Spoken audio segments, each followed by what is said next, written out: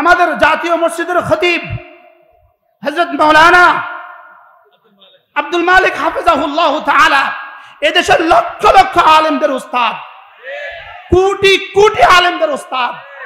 আমাদের মতো মুশতাকুন নবী আমরা যারা আছি, আমাদের মতো মানুষগুলো তার সামনে দুজানু হয়ে বসে এক পৃষ্ঠা পড়ার যোগ্যতা কমপক্ষে আমার নাই, আমাদের মতো মানুষগুলোর নাই। হযরত মাওলানা আব্দুল মালিক হাফিজাহুল্লাহ তিনি বাইতুল মুকাররমের জাতীয় মসজিদের মসনদে বসে তিনি বলেছেন, ঈদ মিলাদুন নবী এই শব্দ কোরআনে নাই, এই শব্দ হাদিসে নাই, এই শব্দ পৃথিবীর কোথাও নাই, এই শব্দ সম্পূর্ণভাবে দ্বীনের মধ্যে নতুন আমদানি করা হয়েছে। এই প্রশ্নের উত্তরে এই বক্তব্যের জবাবে এক কুলাঙ্গার বলেছে আব্দুল মালিক হাফিজাহুল্লাহর সাথে সে মুবাহাসা করবে, মুনাজারা করবে, চ্যালেঞ্জ করে দিয়েছে। আমরা তার চ্যালেঞ্জ গ্রহণ করলাম। আমি আদনা মুশতাকুন নবী তৈয়ার আছি।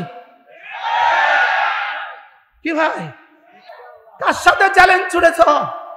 বেশি থেকে বেশি কামেল পাস করেছ, এটাই তো শেষ কথা না? কিন্তু সৌভাগ্য বলবো না দুর্ভাগ্য বলবো, আমি দাখিল পাস, আমি আলেম পাস, আমি ফাজেল পাস, আমি কামেল পাস। শুধু পাস না, আমি স্ট্যান্ড করছি।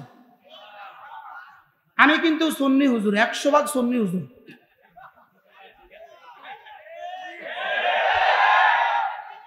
আমি কি হুজুর বলেন? 100% সুন্নি হুজুর। আমি 100% সুন্নি হুজুর, 100% সুন্নি হুজুর। আমি কি হুজুর বলেন? আমি 100%, আমি কামেল পাস, আমি কামেল 100, আমি স্ট্যান্ড করছি কামেলে, আমি ফাজেল স্ট্যান্ড করছি, আমি দাখিল আলিমে ফার্স্ট ক্লাস পাইছি, আমি কামেল মাছের মুহাদ্দিস ছিলাম। তা আমি সুন্নি, কি বললে সুন্নি হওয়া যায়? আমাদেরকে একটু কসম, কি বললে সুন্নি হওয়া যায়? মনে বুঝেন না। যদি কামেল পাস করলে সুন্নি হওয়া যায়, তা আমি তো কামেল পাস। মনে আনিস কি পাস? জোরে কয় না। মনে আমজাদ কি পাস? আমরা তো সব কামেল পাস। তো কি পড়লে সুন্নি হওয়া যায়?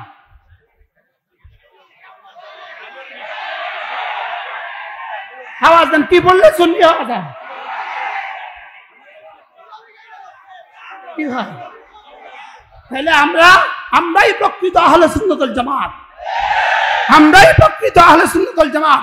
মান আলাইহি ওয়া আসহাবি, আল্লাহ রাসূল বলেন আমি এবং আমার সাহাবারা যে আদর্শের উপরে আছে, এই আদর্শের উপরে যারা থাকবে তারাই আহলে সুন্নাত ওয়াল জামাত, তারাই আহলে সুন্নাত ওয়াল জামাত, তারাই সুন্নি, তারাই মুমিন, তারাই মুসলিম। আর যদি এই আদর্শের উপরে না থাকে, দাবিদার, এরা সুন্নি নামের ভুয়া সুন্নি দাবিদার। উলামায়ে দেওবন্দ আসল আহলে সুন্নাত ওয়াল জামাত। বলেন বলেন বলেন, উলামায়ে দেওবন্দ, আমরা উলামায়ে দেওবন্দ, আমাদের নেতৃবৃন্দের, আজকের বিএনপির নেতৃবৃন্দ আছেন, আপনাদেরকে আমরা ছোট্ট ক্ষুদ্র বলতে চাই, আগামী বাংলাদেশে আপনারা আমাদেরকে ভুলে যাবেন না, আমাদের রক্ত আপনারা ভুলবেন না। শেষ লুকমাতে পেট ভরে না, শেষ লুকমাতে পেট ভরে না। শুধু জুলাই আগস্টের কুরবানি দ্বারা বাংলাদেশ স্বাধীন হয় নাই, 16 বছরের কুরবানি দ্বারা বাংলাদেশ স্বাধীন হয়েছে। শেষ লুকমা দ্বারা পেট ভরে না। কোন গাছ কাটতে গেলে শেষ কুফে গাছ পড়ে না, শেষ কুফে গাছ পড়ে না। প্রথম দিন থেকে শেষ পর্যন্ত যত কূপ আছে সবগুলোই সমানভাবে অংশীদার। শেষ লোকমায় পেট ভরে না, প্রত্যেকটা লোকমা সমানভাবে অংশীদার। এজন্য 16 বছরে আমাদের রক্ত ভুলা যাবে না, 16 বছরে উলামায়ে দেওবন্দের রক্ত ভুলা যাবে না, 16 বছরে হেফাজতে ইসলাম বাংলাদেশের রক্ত ভুলা যাবে না, আমাদের জেলের জুলুম ভুলা যাবে না, জেলের আয়না ঘরের কান্না ভুলা যাবে না, আমাদের হাত পা করা, হাতে কড়ি লাগানো আর পায়ে কড়ি লাগানো ভুলা যাবে না। যদি কেউ উলামায়ে দেওবন্দের সাথে গাদ্দারি করে, যদি কেউ উলামায়ে দেওবন্দকে ভুলে যায়, যদি কেউ কওমি মাদ্রাসার সূর্য সন্তানদেরকে ভুলে যায়, সে আবার ইতিহাসের রাস্তা করে নিক্ষিপ্ত হবে।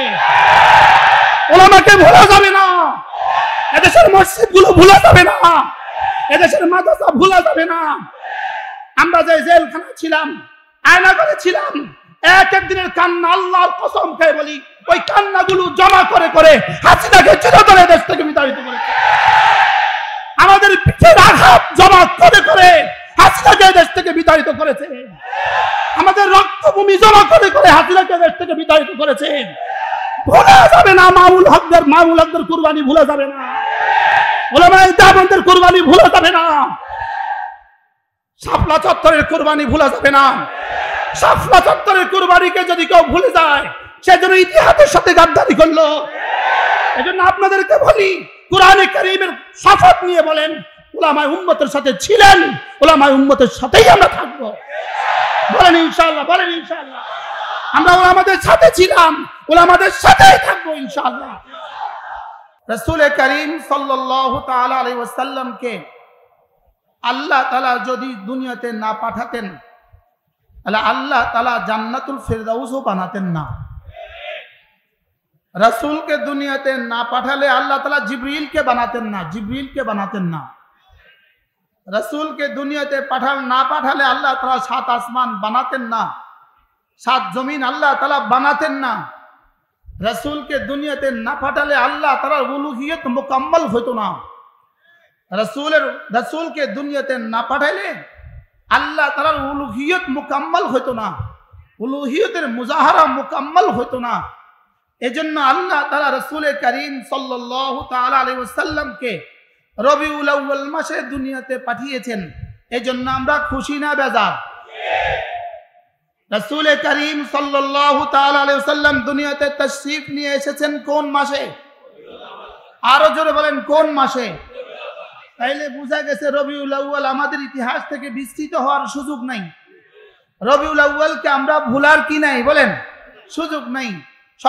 সর্বকালের সর্বশ্রেষ্ঠ মহামানব, সর্বকালের সর্বশ্রেষ্ঠ মহামনীষী, সর্বকালের সর্বশ্রেষ্ঠ মহান রাসূল, তাকে আল্লাহ তাআলা রবিউল আউয়াল মাসে পাঠিয়েছেন।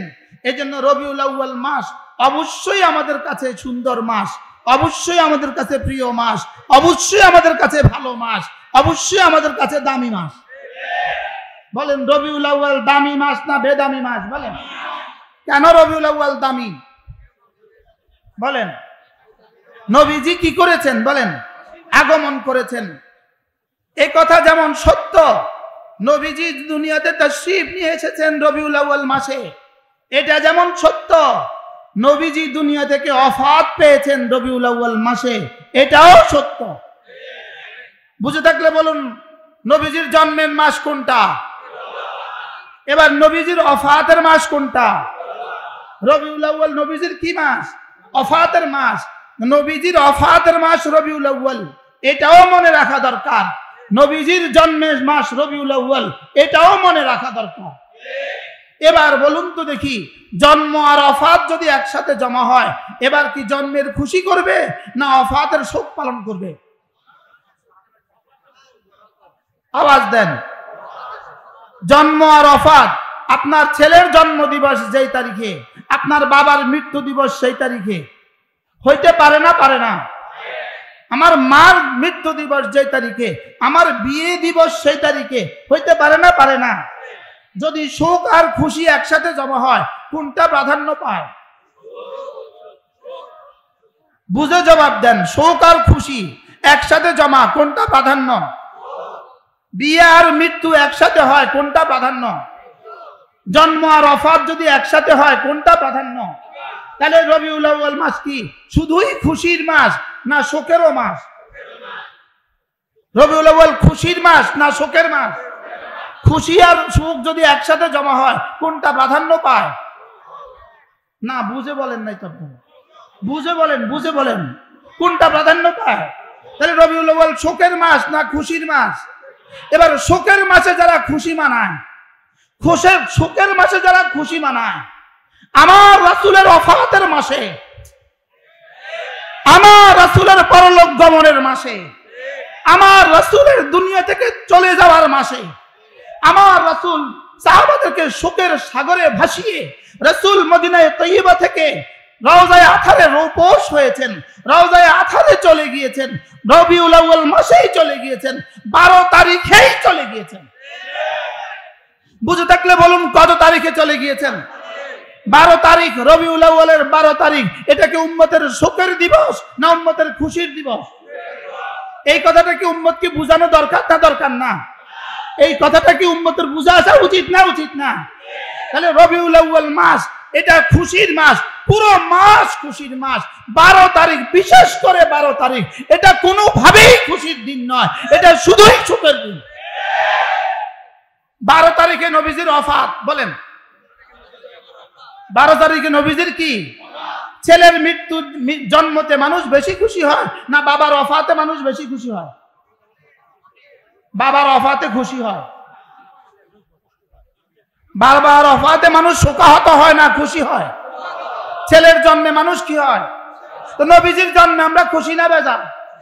লেকিন নবীজির ওফাতে আমরা শোকাহত। তো শোকাহতের দিনটাকে উম্মতের সবচেয়ে বড় শোকের দিন হওয়া উচিত ছিল 12 রবিউল আউয়াল। 12 রবিউল আউয়াল কি হওয়া উচিত ছিল বলেন? উম্মতের সবচেয়ে বড় শোকের দিন হওয়া উচিত ছিল। সেদিন থেকে শুরু করে রাসূলের ওফাতের 12 রবিউল আউয়াল থেকে শুরু করে উচিত ছিল আজকের এই দিন পর্যন্ত পৃথিবীর সব মানুষ এই কথা জানতো, হায় 12 রবিউল আউয়ালে নবীজির ওফাত হয়ে গেছে। 12 রবিউল আউয়ালে হযরত আয়েশা কাঁদতে থাকছেন, হযরত সিদ্দিক আকবর কাঁদছেন। 12 রবিউল আউয়ালে সিদ্দিক আকবর কাঁদছেন, হযরত ফারুক আজম কাঁদছেন, হযরত ওসমান কাঁদছেন, হযরত আলী কাঁদছেন, হযরত ফাতেমা কাঁদছেন, হযরত আয়েশা কাঁদছেন, 4 লাখ সাহাবা কাঁদছেন, 4 লাখ তাবিঈরা কাঁদছেন, 4 লাখ তাবিঈরা কাঁদছেন। আজকের ওই শোকের দিনকে যারা ঈদ বানিয়েছে এরা নিশ্চিতভাবে ইহুদিদের তালা।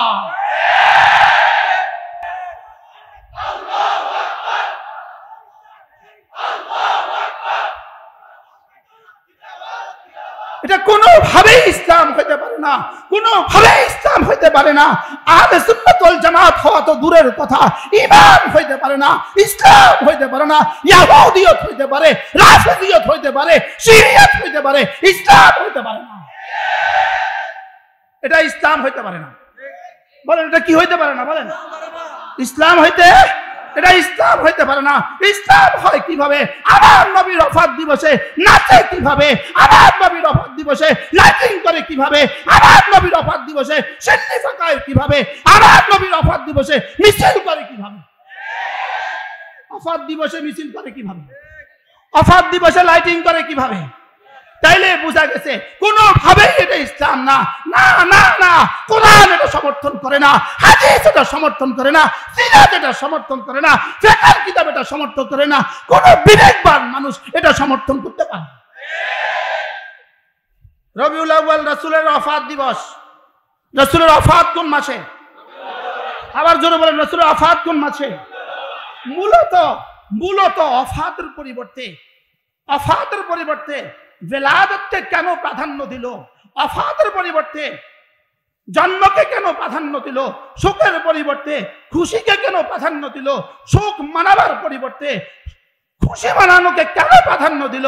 এটা শুধুই এই জন্য দিল, জন্মের ভিতরে পয়গাম লুকায়িত নাই, ওফাতের ভিতরে পুরো জীবনের পয়গাম লুকায়িত আছে। জন্মের ভিতরে কি লুকায়িত নাই? পয়গাম লুকায়িত নাই।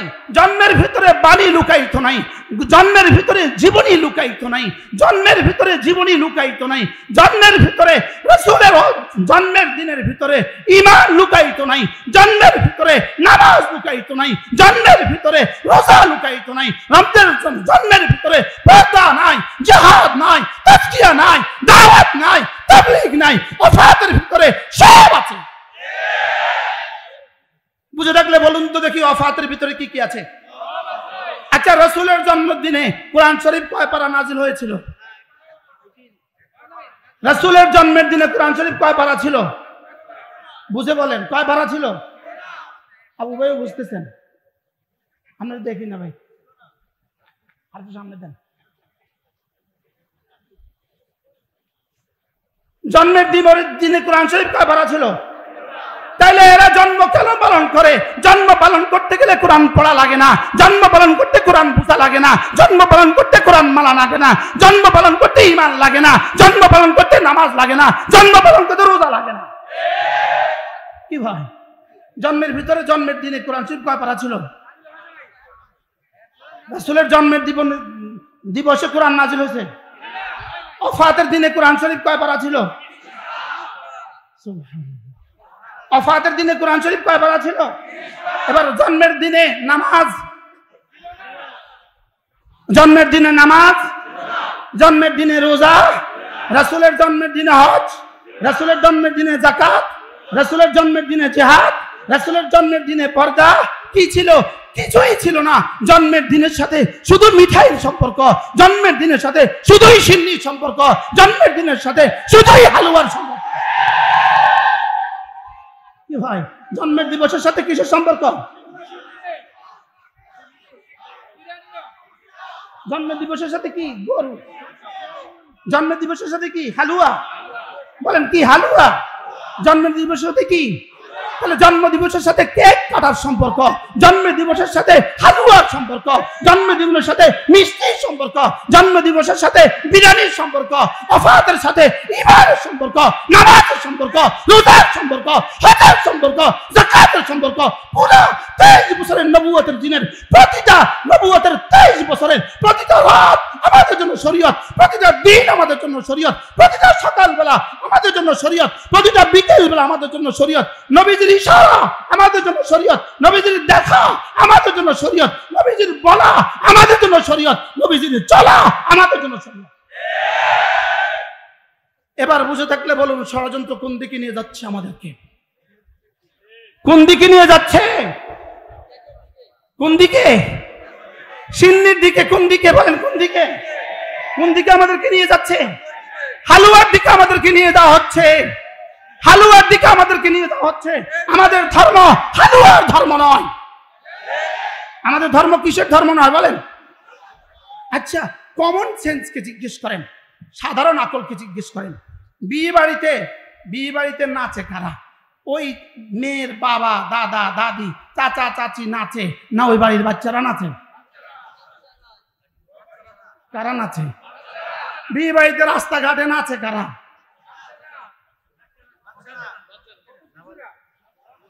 বেআকলরা, অবুঝরা। বলেন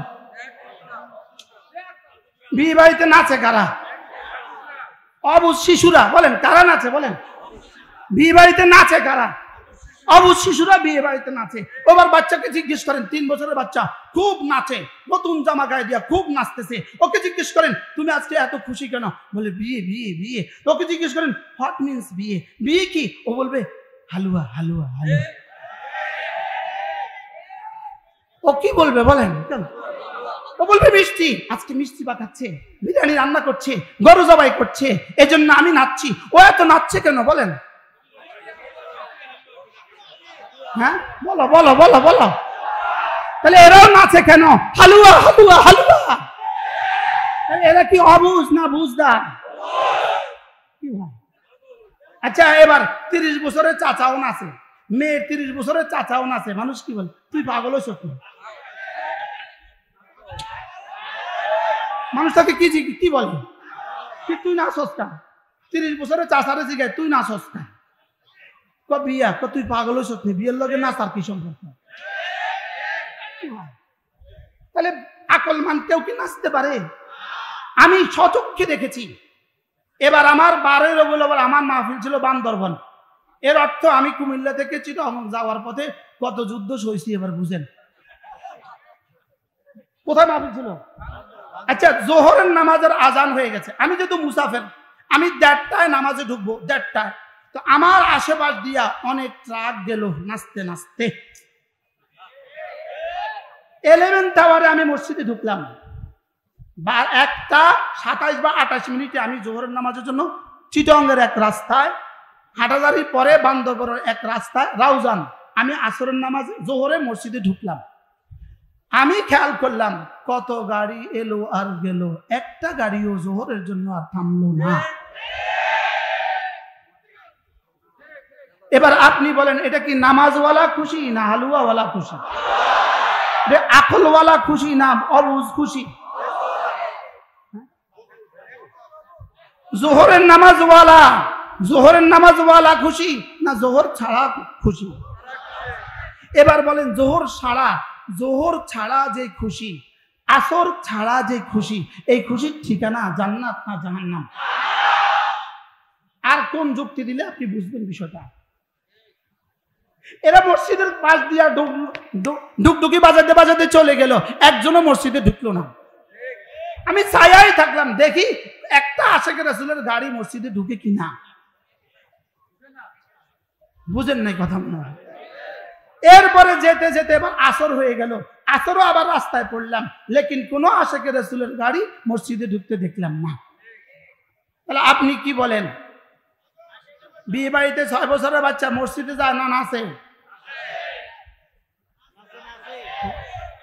বিয়ে বাড়িতে 7 বছরের মেয়ে বাচ্চাটা নামাজে যায় না নাচে? কেন? জোরে বলেন কেন? অবুঝ অবুঝ বলেন। আমি আমার এই বন্ধুদেরকে আর বেশি কিছু বলতে চাই না, শুধু এদূর বলবো এরা অবুঝ। বাকি যদি বুঝে শুনে করে থাকে, যদি বুঝে শুনে করে, যদি বুঝে শুনে করে, তাহলে এদের নাম হাদিস আয়াতের ভাষায় যদি বুঝে শুনে করে, বলেন আল্লামা ইবনে তাইমিয়া আলাইহির রাহমা বলেন, যদি বুঝে শুনে শিরক করে, বুঝে শুনে বেদাত করে, এটার নাম হলো মাগদুবে আলাইহিম। এদের নাম কি বলেন? যদি না বুঝে করে, এটার নাম হলো দলিন। যদি না বুঝে করে, এদের নাম কি? দলিন। শব্দ পারেন তো সবাই? না বলেন না, শব্দটা বলেন না। যদি না বুঝে করে নাম কি? আর যদি বুঝে শুনে করে, এবার বলেন এরা কোন অবস্থা আছে?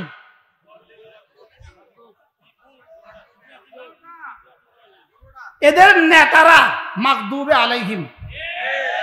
বলেন এদের নেতারা কি? বলেন, দুপুরে বলছিলাম এদের নেতারা মাগদুবে আলাইহিম, আর এদের সাধারণ মুসলমানগুলো দলিন। এবার আমরা কি হব? মাগদুব আলাইহিম হব না দলিন হব না আনআমতা আলাইহিমদের মধ্যে হব? সুবহানাল্লাহ। শব্দ আছে কয়টা? 3টা। জাতি আছে কয়টা? 3টা। 1 নম্বর জাতি আনআমতা, আবার বলেন, আর আরেক দলের নাম কি? মাগদুব আলাইহিম। আরেক দলের নাম কি? দলিন। এবার আপনি বলেন আপনি কোন দলে হবেন? আনআমতা আলাইহিম। বলেন আনআমতা আলাইহিম দলে কারা আছে? উলাইকাল্লাযীনা আনআমাল্লাহু আলাইহিম মিনান নাবিয়্যিন ওয়াস সিদ্দীকিন ওয়াস শুহাদায়ে ওয়াস সালিহিন। তাইলে বোঝা গেছে আমরা নবীদের সাথে আছি, সিদ্দীকদের সাথে আছি, সালেহিনদের সাথে আছি, শুহাদাদের সাথে আছি।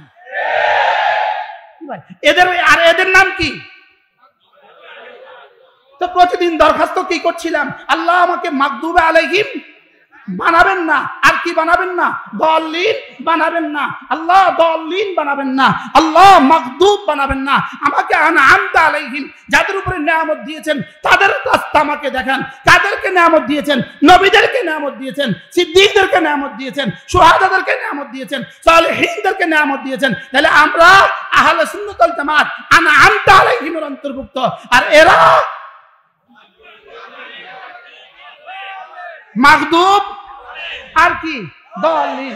আমি এই লক্ষ জনতার সামনে চ্যালেঞ্জ ছুড়ে গেলাম, আমরা আনআমতা আলাইহিম, আমি শুকর আদায় করছি, আমি আনআমতা আলাইহিম, আমি রব্বে কারীমের কাছে অভিযোগ করছি এরাই মাগদুব আলাইহিম, এরাই দলিন। যদি তোমাদের কারো সাধ্য থাকে চ্যালেঞ্জ গ্রহণ করো, যদি সাধ্য থাকে চ্যালেঞ্জ গ্রহণ করো। বলেন যদি সাধ্য থাকে কি গ্রহণ করো? বলেন মাগদুব আলাইহিম। বলেন আর কি? দলিন। যদি বুঝে শুনে করে থাকে এরা সব মাগদুব আলাইহিম, যদি না বুঝে করে থাকে এরা দলিন। এরা কি? বলেন দলিন। এরা কি?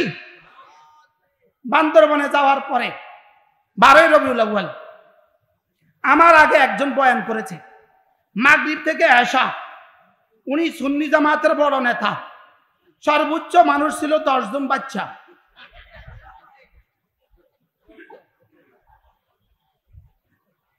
উনি চ্যালেঞ্জ করেছে জশ্নে জুলুস আরশে হয়েছে, জশ্নে জুলুস মদিনায় হয়েছে। চ্যালেঞ্জ করেছে মানুষ 10 জন। মানুষ কতজন বলেন? শেষ শব্দ উনি বলেছে, অতএব জশ্নে জুলুস অবশ্যই মুস্তাহসান। মুস্তাহসান মানে ভালো, মুস্তাহসান মানে কি? ভালো। উনি বলেছেন জশ্নে জুলুস ভালো। এই শব্দ বলে উনি নিজেও বেঁচে গেছেন, আমাকেও বাঁচায়া দিয়েছেন। ভালো ভালো কি বলছে বলেন? অর্থাৎ উনি ফরজ বলেন নাই,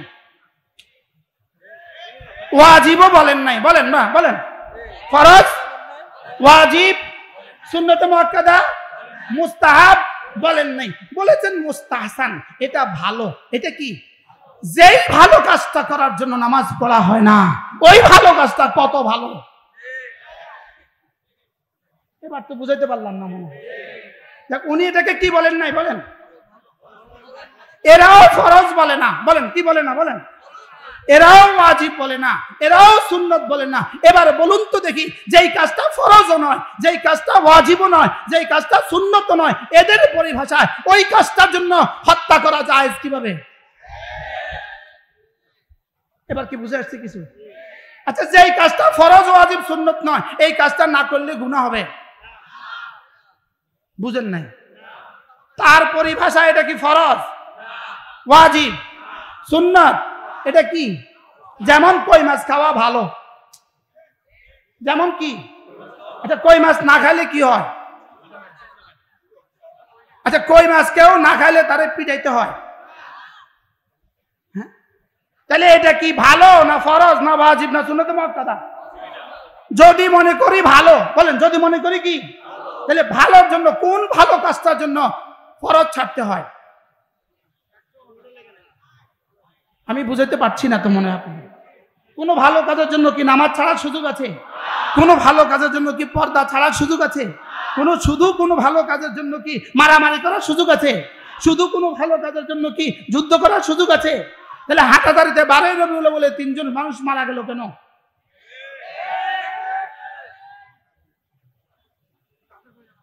কি ভাই, 3 জন মানুষ হাটাদারিতে মারা গেল কেন? তাইলে বুঝা গেছে এই ভালোর পেছনে ষড়যন্ত্র আছে। এই ভালোর পেছনে কি আছে বলেন? ষড়যন্ত্র আছে। শুধুই জাতিকে ধ্বংস করার ষড়যন্ত্র, জাতিকে কোরআন সুন্নাহ থেকে বঞ্চিত করার ষড়যন্ত্র, জাতিকে ইহুদি বানাবার ষড়যন্ত্র, জাতিকে দ্বীন থেকে বঞ্চিত করার ষড়যন্ত্র, জাতিকে কাফের আর মুশরিক বানাবার ষড়যন্ত্র। আজকে কি আমরা ক্লিয়ার হয়েছি রবিউল আউয়াল মাস শোকের নাকি খুশির? জোরে বলেন, শোকের না খুশির? এই জন্য ঈদে মিলাদুন নবী, ঈদে মিলাদুন নবী এই শব্দ সম্পূর্ণভাবে নতুন আমদানি করা শব্দ। বলেন এই শব্দ কি শব্দ? বলেন